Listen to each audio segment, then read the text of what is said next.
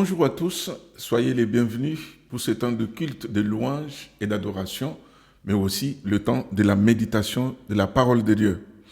Aujourd'hui, dimanche 10 mai 2020, nous voici presque 2 mois, après 2 mois de confinement. Demain lundi 11 mai 2020, donc la France sera déconfinée, nous allons sortir, aller dehors. Donc moi, dans la parole de Dieu, j'ai regardé quelques textes où j'ai vu les disciples du Seigneur étaient dans le confinement. Et au moment où ils étaient confinés, le Seigneur Jésus-Christ est venu à leur rencontre pour les libérer de certaines choses. C'est pour ça d'ailleurs que j'ai appelé cette méditation les disciples de Jésus dans le confinement. Les disciples du Seigneur Jésus-Christ dans le confinement. Alors quand Jésus est venu rejoindre ses disciples, quand ils étaient dans le confinement, il les a libérés de 4 choses. La première, Jésus a libéré ses disciples de la crainte. On va regarder le premier texte. Il est dans l'Évangile selon Jean au chapitre 20. Jean chapitre 20, verset 19. La Bible dit, les soirs de ces jours, qui était le premier de la semaine, les portes du lieu où se trouvaient les disciples étant fermées à cause de la crainte qu'ils avaient des Juifs. Jésus vint et se présenta au milieu d'eux et leur dit, la paix soit avec vous. Et quand il lui dit cela, il leur montra ses mains et son côté. Les disciples firent dans la joie en voyant le Seigneur. Voyez-vous, cet événement est arrivé quand c'était après la crucifixion du Seigneur Jésus-Christ, le soir de ce jour qui était le premier de la semaine, c'est-à-dire le jour où Jésus devait ressusciter. Les disciples se sont retrouvés dans un lieu, nous dit le verset 19. Peut-être que certainement c'était la chambre haute à Jérusalem où ils avaient l'habitude de se retrouver. Mais les portes du lieu où ils se trouvaient était fermée. Une autre version dit que la porte du lieu où ils étaient était verrouillée à cause de la crainte qu'ils avaient des Juifs. Donc, ils avaient de la crainte, ils avaient peur. On peut dire que les disciples étaient dans le confinement, étaient confinés. Quelle raison? Tout simplement à cause de la peur de voir débarquer les Juifs, peut-être même la police du temple, venir les arrêter pour mettre fin à la nouvelle doctrine du christianisme, à leur vie chrétienne. Donc ils étaient confinés par crainte. Et voyez-vous, la crainte c'est quelque chose de terrible. Quelqu'un a dit que la crainte est souvent un plus grand mal que le mal lui-même. Parce qu'ils étaient là, confinés. Ils étaient confinés certainement physiquement entre les 4 murs, mais j'ose croire que même spirituellement, les disciples étaient aussi confinés. Ils avaient peur, ils avaient la crainte, ils ne savaient pas quoi faire. Leur foi était confinée, leur espérance était confinée, leur vision spirituelle était confinée, leur engagement était confiné.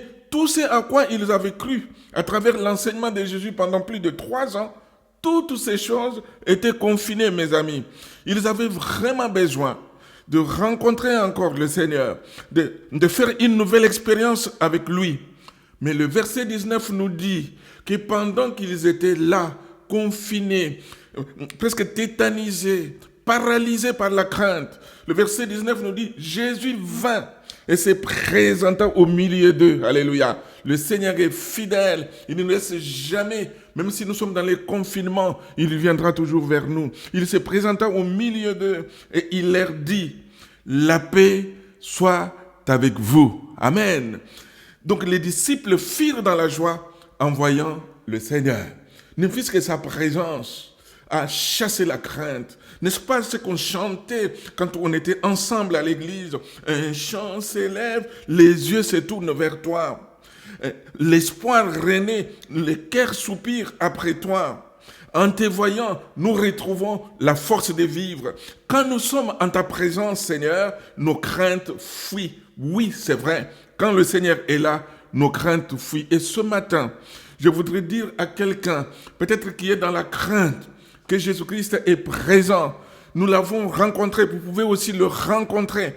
Il est vivant, certes il était mort, il est ressuscité, mais il est vivant. Il est apparu vivant aux disciples confinés. Et pour nous aussi, le Seigneur est vivant au milieu de nous. Il est réellement vivant dans notre existence. Sa résurrection et sa vie sont une réalité pour nous. Le contenu de notre témoignage est une personne. Notre témoignage, c'est le Seigneur Jésus-Christ. Et le Seigneur est une personne vivante, est une personne agissante. Il ne s'agit pas de parler de lui au passé. Il ne s'agit pas de parler de lui de n'importe comment. Nous savons que Jésus est celui qui est, qui était et qui vient. Vous savez, quand nous réalisons que le Seigneur est dans notre vie, c'est vrai que nos craintes disparaissent. Quelqu'un disait que lorsque vous voyez Dieu dans toute sa grandeur, même les géants ressemblent à des fourmis. Oui, mes amis, nous avons besoin plus que jamais, parce que demain nous allons sortir, que nos craintes soient balayées, qu'il en soit ainsi pour toutes les églises, pour tous les serviteurs, pour toutes les servantes de Dieu, que pendant ce temps de confinement, nos craintes soient balayées pour qu'en sortant, nous soyons des témoins efficaces du Seigneur Jésus-Christ. Oui, parce qu'il faut dire que les disciples ne sont pas restés tout le temps confinés. Ils ont été déconfinés aussi comme nous. On le sera demain. Et quand ils sont sortis, comme nous allons sortir de nos 4 murs, après avoir vécu cette nouvelle relation de Jésus, je crois que nous puissions avoir de l'enthousiasme plus que jamais de témoigner, de parler du Seigneur. Donc la première chose, que le Seigneur est venu libérer ses disciples pendant qu'ils étaient confinés, c'est la crainte. La deuxième chose, dans le même texte, selon Jean, chapitre 20, mais nous irons au verset 24, il est dit, Thomas, appelé Didyme, l'un des 12, n'était pas avec eux lorsque Jésus vint. Les autres disciples lui dirent donc, nous avons vu le Seigneur. Mais il leur dit, si je ne vois pas dans ses mains la marque des clous, si je ne mets mon doigt à la place des clous, et si je ne mets ma main dans son côté, je ne croirai pas. Donc c'était quoi? C'était les doutes. La deuxième chose, que le Seigneur est venu pour libérer ses disciples dans le confinement, c'était les doutes. D'ailleurs, Thomas n'était pas seul qui avait douté. Si vous regardez dans Matthieu chapitre 28 au verset 17, la Bible nous dit, quand ils les virent, ils l'adorèrent, mais quelques-uns eurent des doutes. Oui, mes amis, il n'est pas possible d'affirmer une vérité si on en doute. Si nous avons des doutes sur quelque chose, comment voulez-vous qu'on puisse en parler avec assurance? Le Seigneur veut que nous puissions, que nos doutes soient chassés. Pour les disciples, on peut comprendre, parce que la résurrection était un fait tellement humainement incroyable qu'il était facile d'en douter. Mais nous aussi, nous pouvons tomber dans le même risque. Parce que l'apparence des choses et les cours des événements de ce monde pourraient engendrer la tentation semblable. Mais je voudrais vous donner une bonne nouvelle ce matin. C'est que si vous vivez dans les doutes, si vous avez les doutes, Dieu ne vous condamne pas parce que vous avez les doutes, mais il veut que vous puissiez lui apporter votre doute. Parce que vous savez, le doute, des fois, il y a des gens pensent d'une manière qui n'est pas exacte, parce que le doute est le contraire de la foi. Ce n'est pas vrai. Le contraire de la foi, c'est l'incrédulité. Le doute est une chose commune. Le doute arrive à tous. Ne fût-ce que le simple fait d'être un être humain capable de raisonner et de réfléchir à ce que la foi, à ce que suivre Jésus fait de nous des bons candidats à toutes sortes de questions, d'incertitudes, d'hésitations et de doutes. En fait, vous savez d'ailleurs, je voudrais vous dire que ce n'est pas un phénomène strictement chrétien. Il arrive même que les athées doutent de leur position. J'ai entendu quelqu'un dire cela. Donc, tous les chrétiens, toute personne est à même de douter. C'est pour ça que je voudrais vous dire que les chrétiens pourraient être séparés en 3 groupes. Il y a ceux qui ont déjà douté, ceux qui n'ont pas encore douté, mais pour lesquels cela ne saurait tarder, et ceux qui sont en train de douter en ce moment et dont l'électrocardiogramme est à plat. Les doutes effrayent bien des chrétiens et beaucoup n'osent jamais dire le moindre mot au sujet de leurs doutes de peur de se trouver dans l'embarras. Mais quand on regarde dans l'Ancien Testament ou dans le Nouveau Testament, les croyants passent par toutes sortes de questionnements, surtout concernant la souffrance, le mal et la façon dont Dieu agit envers son peuple, comme en ces temps de confinement et de coronavirus. Donc on peut tous avoir des doutes. Pour vous montrer que le Seigneur veut tout simplement qu'on lui apporte nos doutes, pour qu'il nous donne des certitudes, pour qu'il puisse nous donner des preuves et enlever notre doute, pour que nous soyons des témoins bien rassurés. Je vous donne l'exemple de Jean-Baptiste. S'il y a quelqu'un qui ne pouvait pas avoir des doutes concernant Jésus, c'est Jean-Baptiste. Vous savez qu'il a consacré toute sa vie à annoncer, à préparer la venue du Seigneur Jésus-Christ. Alors, il avait montré, quand Jésus est venu, Jean-Baptiste a montré Jésus du doigt à tous en déclarant dans Jean 1, verset 29, « Voici l'agneau de Dieu qui ôte le péché du monde. » C'est lui qui a baptisé Jésus. Et tout de suite après le baptême, il a vu les cieux ouverts. Il a entendu la voix de Dieu dire, « Celui-ci est mon fils bien-aimé, en qui j'ai mis toute mon affection. » Matthieu 3, verset 17. Mais tandis qu'il était en prison, on lit dans Luc chapitre 7 à partir du verset 20 que Jean-Baptiste a envoyé ses disciples vers Jésus pour demander « Es-tu celui qui doit venir ou devons-nous en attendre un autre ?» Et vous savez, quand Jésus entend cette question, il ne dit pas « Ah, Jean-Baptiste commence aussi à douter. » Non, regardez le verset qui suit, comment Jésus va faire pour répondre à Jean-Baptiste. À partir du verset 21, la Bible nous dit « À l'heure même, Jésus guérit plusieurs personnes de maladies, d'infirmités et d'esprits malins. Et il rendit la vue à plusieurs aveugles. Et il répondit aux envoyés de Jean-Baptiste, « Allez rapporter à Jean ce que vous avez vu et entendu.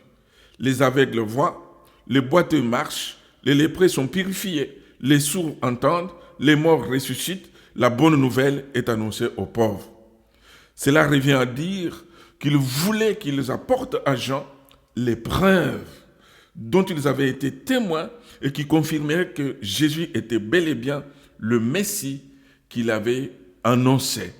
Donc Jésus sous-entend qu'en apportant ces preuves, le doute des gens sera guéri. Donc Dieu, le Seigneur, veut qu'on lui apporte nos doutes. Il ne veut pas que notre foi soit une foi comme ça sur le vide. Il veut qu'on ait des certitudes.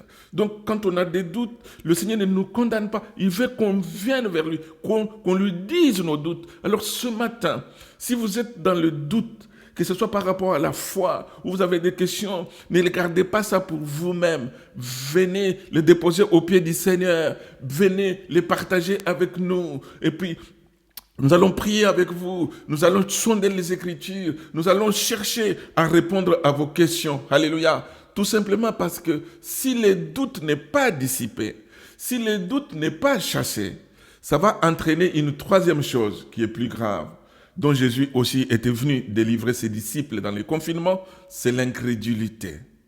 Vous regardez avec moi dans Jean, chapitre 20, à partir du verset 26, il est dit, 8 jours après, les disciples de Jésus étaient de nouveau dans la maison et Thomas se trouvait avec eux. Jésus vint, les portes étant fermées, se présenta au milieu d'eux et dit, « La paix soit avec vous. » Puis il dit à Thomas, « Avance ici ton doigt et regarde mes mains. Avance aussi ta main et mets-la dans mon côté. Et ne sois pas incrédule, mais crois. » Thomas lui répondit, « Mon Seigneur et mon Dieu. » Jésus lui dit, « Parce que tu m'as vu, tu y as cru. Heureux ceux qui n'ont pas vu et qui y ont cru. » Donc, la troisième chose, comme je vous l'ai annoncé, c'est l'incrédulité. L'incrédulité fut engendrée par les doutes. Donc, un doute qui n'est pas dissipé, un doute qui n'est pas résolu, peut devenir quelque chose de grave, nous conduire à l'incrédulité. C'est quoi l'incrédulité? L'incrédulité consiste dans le refus de croire malgré l'épreuve et les témoignages. Je peux vous donner l'exemple de Pharaon de l'Égypte. Pharaon a vu Moïse et Aaron dans les 10 plaies. Ils lui ont montré des choses de la part du Seigneur. Mais Pharaon n'a pas cru. Même il a suivi le peuple jusqu'à la traversée de la mer Rouge. Et vous savez comment cette histoire est terminée. Donc l'incrédulité, on refuse de croire même quand il y a des preuves. Il y a cette anecdote, je ne sais pas si vous la connaissez, on dit que le grand savant Newton, qui était chrétien, avait un collègue à lui qui était athée. Et un jour, il reçut dans son cabinet de travail. Alors, dans son cabinet, il y avait un globe qui s'y trouvait, sur lequel les constellations étaient fort bien représentées. C'était un véritable chef-d'œuvre. Alors, le visiteur, donc cet homme athée, fut frappé de la beauté de ces globes. Il l'examina de près, admira le travail. Puis, se tournant vers Newton, il demanda « Qui a fait cela ?» « Personne », répondit le savant en souriant.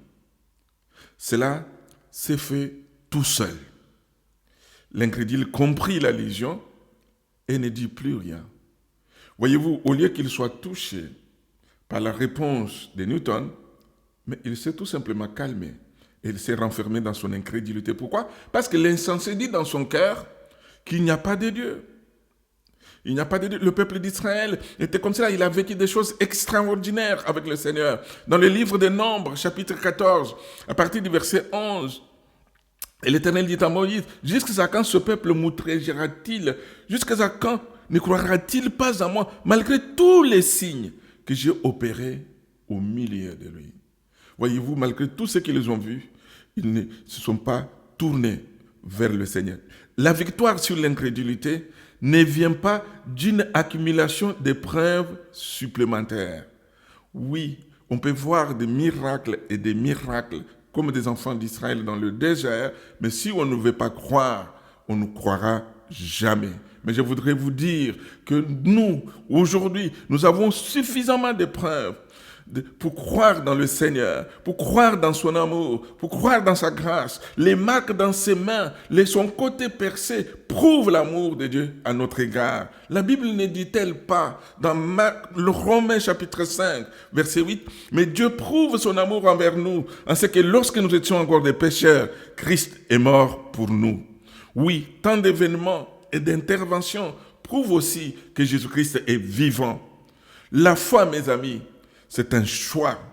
Celui qui ne veut pas croire aura toujours la possibilité de le faire, car la source de l'incrédulité ne consiste pas dans l'absence d'éléments dignes d'être crus, mais dans la dureté du cœur humain. Ne plus être incrédule relève de l'obéissance.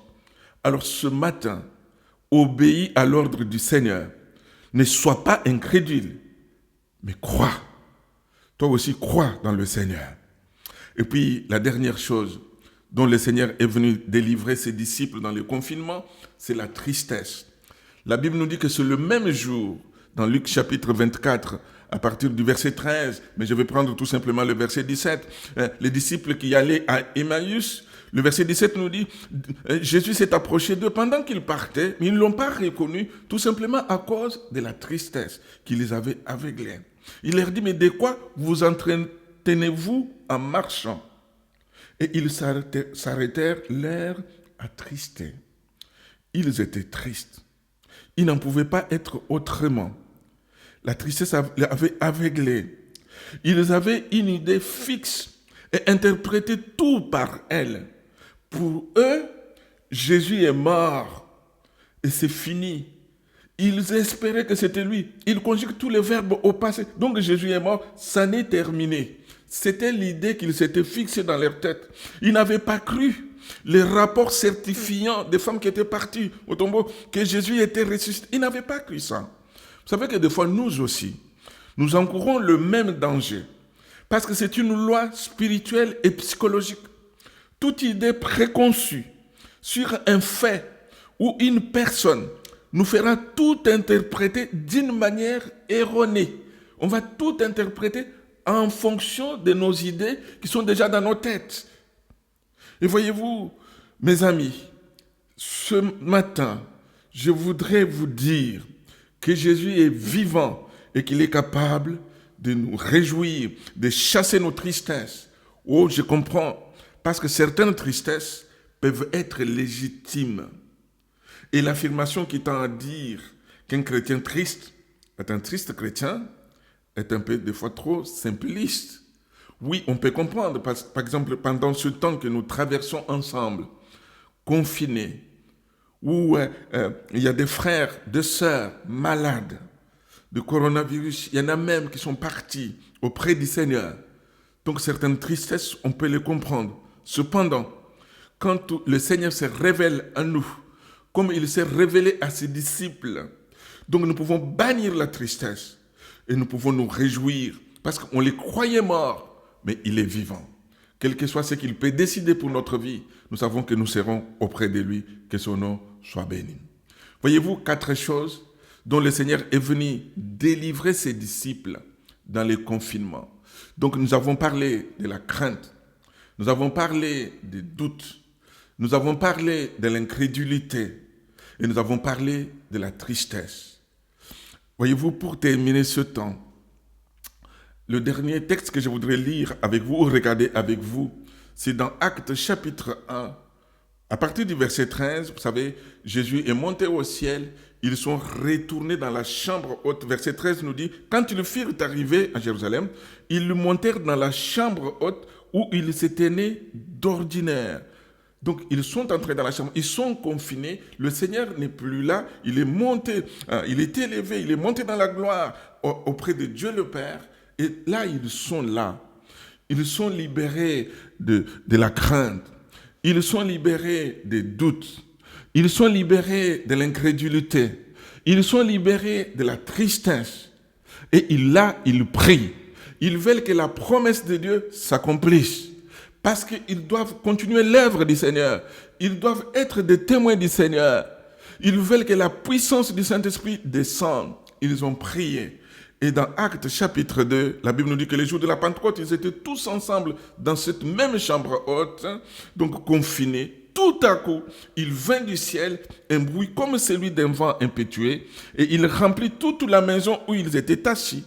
Et des langues semblables à des langues de feu leur apparurent, séparés les unes des autres, et se posèrent sur chacun d'eux.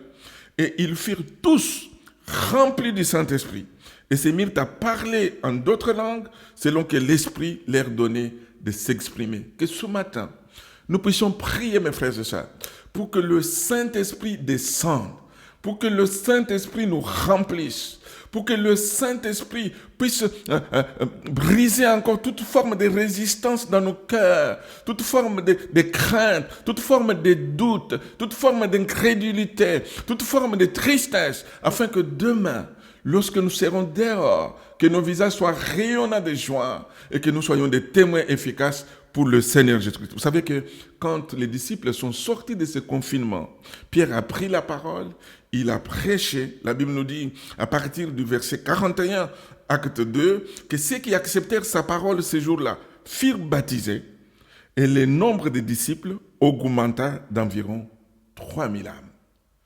Que le Seigneur nous aide pour que la crainte, le doute, l'incrédulité et la tristesse ne viennent pas nous entraver dans notre témoignage. Amen. Pour que nous puissions bien retenir ces 4 choses, je l'ai tout simplement donné des mots simples pour que nous puissions bien les retenir. CDI, contrat à durée indéterminée. C comme crainte, D comme doute, I comme incrédulité, et puis ajouter le T de tristesse, donc ou le T du travail. CDI, donc C, crainte, D, doute, I, incrédulité, et T, tristesse. On va prier ensemble notre Dieu et notre Père. Seigneur, nous te bénissons parce que dans notre confinement, tu ne nous as pas laissés seuls. Tu es venu jusqu'à nous. Merci mon Seigneur parce que ce matin, tu chasses nos craintes. Ce matin, tu chasses nos doutes. Seigneur, tu élimines l'incrédulité et tu chasses la tristesse. Merci pour l'action du Saint-Esprit dans nos vies. Remplis-nous, Seigneur, encore une fois. Viens nous qualifier, notre Dieu, pour que lorsque nous allons partir, nous serons dehors, que nous soyons des témoins efficaces pour toi. Merci Seigneur de nous aider. Merci mon Dieu de nous bénir ensemble. Au nom de Jésus. Amen.